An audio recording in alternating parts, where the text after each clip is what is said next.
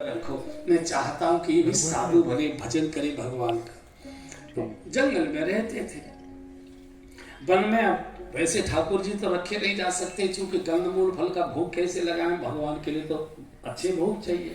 तो सालिग्राम की साधु ज्यादातर सेवा रखते हैं। सालिग्राम जी के लिए कुछ करने की जरूरत है, धो के पी लो और दिखा के खा लो, उनका और कोई काम नहीं। तो उसकी सेवा करते थे। एक दिन अगस्त जी को कोई जरूरी संतों की किसी बैठक में जाना था 3-4 दिन के लिए। तो कहा सुतीक्षण, मुझे 3-4 दिन के लिए जाना है, तुम ऐसा करना, सालिग्राम जी को गोदावरी जी में स्नान करा लाना और सिंहासन पर पधरा देना, चंदन लगा के तुलसा दल चढ़ा देना, पाठ उठ सब मैं कर लूंगा। बोले जाओ गुरु जी।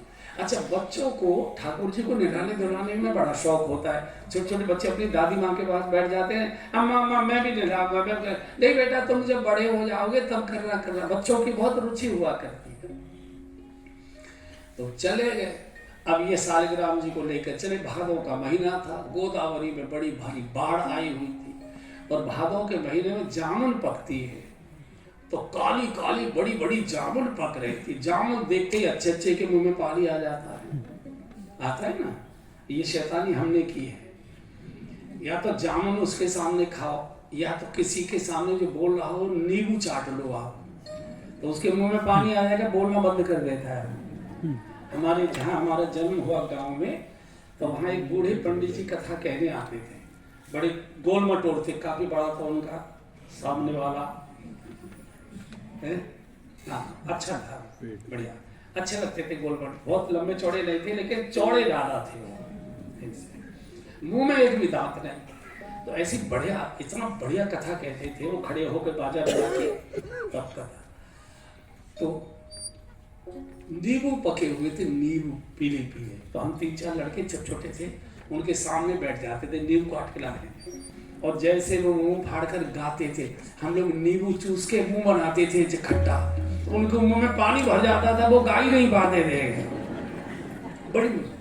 तो 1-2 दिन के बाद उन्होंने हम लोगों को फटकार के भगाना शुरू कर दिया कि इनको सबको पीछे बैठा। तो वही स्थिति सुतीक्षण जी की हुई।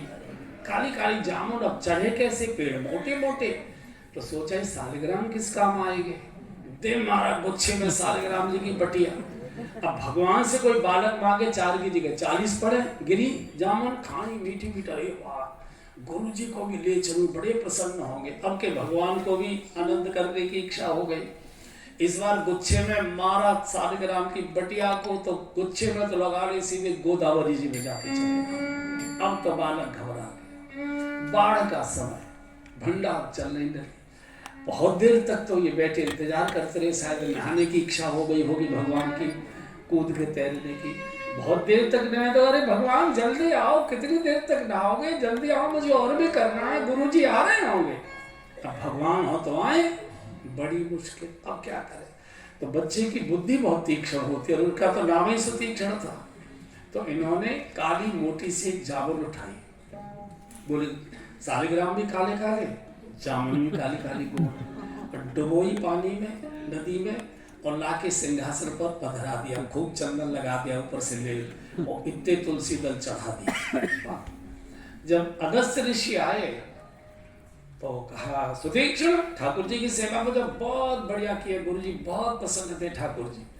तो स्वाभाविक रूप से अगस्त जी रोजाना की तरह लेकर स्नान कराने गए सालिग्राम जी को सिंहासन ले। और जैसे डुबकी दी और चंदन लगड़ा, तो गुठली अलग और दूध अलग। ये क्या हो गया सुतीक्ष? हाँ गुरु जी, क्या बात? सालिग्राम जी कहाँ गए? ठाकुर जी कहाँ गए? मैंने तो पधराए थे सिंहासन पर, कहाँ चले गए? बोले अच्छा, सिंहासन पर पधराए थे तो ये गल कैसे गए? ये तो गुठली बूदा अलग अलग हो गया। अब बालक सुतीक्षण, तो सुतीक्षण बड़ी तीक्ष्ण बुद्धि है। मैं क्या करूं गुरु जी, पुन पुन चंदन, पुन पुन पानी, ठाकुर जी गल गए तो हम कहा जाने, जब रोजाना जलाओगे, रोजाना चंदन लगाओगे, निकल यहाँ से। ठाकुर जी को लेकर आना।